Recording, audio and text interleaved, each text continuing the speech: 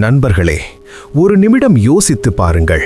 உங்களை சுற்றி இருப்பவர்கள் பேசுவது உண்மையா அல்லது பொய்யா என்று உங்களுக்கு தெரிந்தால் உங்கள் வாழ்க்கை எப்படி இருக்கும்? நீங்கள் நேசிப்பவர்களே உங்களை ஏமாற்றும் போது ஏற்படும் அந்த வலி, அது உங்களை எவ்வளவு பலவீனமாக்கும்? சுவாமி விவேகானந்தர் கூறுகிறார், உண்மையை அறிந்தவனே பொய்யை கூற முடியும். ஆனால் பொய்யை கண்டுபிடிப்பது ஒரு கலை, அது ஒரு சக்தி. விவேகானந்தரின் வாழ்க்கையில் நடந்த ஒரு மர்மமான சம்பவத்தையும், ஒரு நபர் பொய் சொல்கிறார் என்பதை வெறும் 7 நொடிகளில் கண்டுபிடிக்கும் அந்த 7 ரகசிய விதிகளை பார்க்கப் போகிறோம். குறிப்பாக 3வது மற்றும் 7வது விதி உங்கள் வாழ்க்கையையே புரட்டி போடும். புத்திசாலிகள் வீடியோவை கடைசி வரை பார்ப்பார்கள். நீங்கள் தயாரா?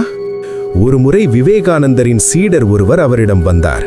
அவர் முகத்தில் ஒரு பதட்டம், ஏதோ ஒன்றை மறைக்க முயன்றார். சுவாமிஜி கேட்டார், பிள்ளையே, உன் கண்கள் எதையோ சொல்கிறதே. சீடர் சிரித்துக்கொண்டே, ஒன்றுமில்லை குருதேவா, எல்லாம் நலமே என்றார். ஆனால் விவேகானந்தர் அந்த போலியான சிரிப்பையும் குரலில் இருந்த நடுக்கத்தையும் ஒரே நொடியில் கவனித்தார். அவர் சொன்னார், நீ என் சீடன், என்னிடம் எதையும் மறைக்காதே. அடுத்த 2 நிமிடங்களில் அந்த சீடர் மறைத்த ரகசிய திட்டத்தை விவேகானந்தர் உடைத்தார். சீடர் திகைத்து போனார். சுவாமி, இதை எப்படி இவ்வளவு துல்லியமாக கண்டுபிடித்தீர்கள்? அப்போது சுவாமிஜி சொன்ன அந்த பதில்தான் நமக்கான பாடம்.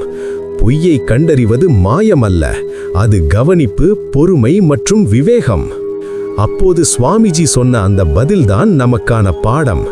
பொய்யை கண்டறிவது மாயமல்ல, அது கவனிப்பு, பொறுமை மற்றும் விவேகம். விவேகானந்தர் ஒரு கதை சொன்னார். தர்மதத்தன் என்ற ஒரு நேர்மையான வியாபாரி பேராசையினால் நெய்யில் கலப்படம் செய்ய தொடங்கினான். மக்கள் ஏமாந்தார்கள். ஆனால் ஒரு ஞானி வந்து அந்த நெய்யை விளக்கேற்றச் சொன்னார். சுத்தமான நெய் பிரகாசமாக எரிந்தது. ஆனால் கலப்பட நெய் கரும் புகையை கக்கியது. இங்கே விவேகானந்தர் சொல்லும் நீதி என்னவென்றால், பணம் சம்பாதிப்பது தவறில்லை. ஆனால் நேர்மையற்ற முறையில் சம்பாதிக்கும் 1 ரூபாய் கூட உங்கள் நிம்மதியை அழித்துவிடும். ஒரு முறை நம்பிக்கை உடைந்துவிட்டால் அதை மீண்டும் ஒட்ட வைக்க முடியாது. இப்போது விவேகானந்தரின் ஞானத்தின் அடிப்படையில் பொய்யை கண்டறியும் அந்த 7 விதிகளை பார்ப்போம். விதி 1, உடல் மொழி. பொய் சொல்பவர் உங்கள் கண்களை நேரடியாக பார்த்து பேச தயங்குவார். அவர்களின் ஆழ்மனதில் உள்ள குற்ற உணர்வு உங்களை மூக்கையோ கழுத்தையோ அடிக்கடி தொட தூண்டும். உடல் ஒருபோதும் பொய் சொல்லாது. விதி 2, குரல் மாற்றம். பொய் சொல்லும்போது மூளையின் அழுத்தம் காரணமாக குரலில் நடுக்கம் ஏற்படும். அதாவது என்று இழுத்து பேசினால் அவர்கள் உண்மையை மறைக்கிறார்கள் என்று அர்த்தம். விதி 3, கதையில் முரண்பாடுகள். உண்மை எப்பொழுதும் நிலையானது, ஆனால் பொய் என்பது கற்பனை. ஒரே கேள்வியை வேறு கோணத்தில் கேட்டு பாருங்கள். அவர்கள் சொல்லும் தகவல்களில் லாஜிக் இருக்காது. அங்கேதான் அவர்கள் மாட்டிக்கொள்வார்கள். விதி 4, போலி உணர்ச்சிகள். உண்மையான சிரிப்பு கண்களிலும் தெரியும். ஆனால் பொய் சொல்பவர் உதடுகளால் மட்டுமே சிரிப்பார். அவர்களின் உணர்ச்சியில் ஒரு செயற்கைத்தனம் இருப்பதை உங்களால் உணர முடியும். விதி 5, நேர அழுத்தம்.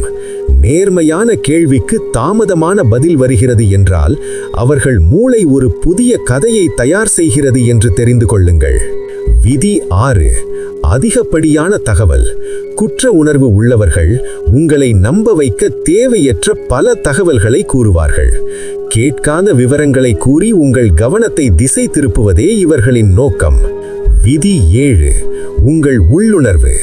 விவேகானந்தர் மனிதனின் உள் ஒளியை நம்பச் சொன்னார். சில நேரங்களில் உங்கள் ஆழ்மனம் சொல்லும், ஏதோ ஒன்று சரியில்லை என்று. அந்த எச்சரிக்கையை ஒருபோதும் அலட்சியப்படுத்தாதீர்கள். இந்த 7 விதிகளை மற்றவர்களை குறை காண பயன்படுத்தாதீர்கள். உங்களை நீங்கள் பாதுகாத்துக் கொள்ள பயன்படுத்துங்கள். உண்மைக்காக எதையும் தியாகம் செய்யலாம், ஆனால் எதற்காகவும் உண்மையை தியாகம் செய்யாதீர்கள். நீங்கள் உண்மையாக இருந்தால் உலகம் உங்கள் காலடியில் இருக்கும். உங்கள் வாழ்க்கையில் யாராவது உங்களை இப்படி ஏமாற்றி இருக்கிறார்களா? அதை எப்படி கண்டுபிடித்தீர்கள்? கமெண்ட் செய்யுங்கள். இந்த வீடியோ பயன்படும் என நினைத்தால் உடனே ஷேர் செய்யுங்கள். விவேகானந்தரின் சிந்தனைகளை பெற சப்ஸ்கிரைப் செய்யுங்கள். நினைவில் வைத்துக் கொள்ளுங்கள், உண்மை கசக்கும், ஆனால் அதுவே உங்களை விடுதலை செய்யும். வாழ்க விவேகம்.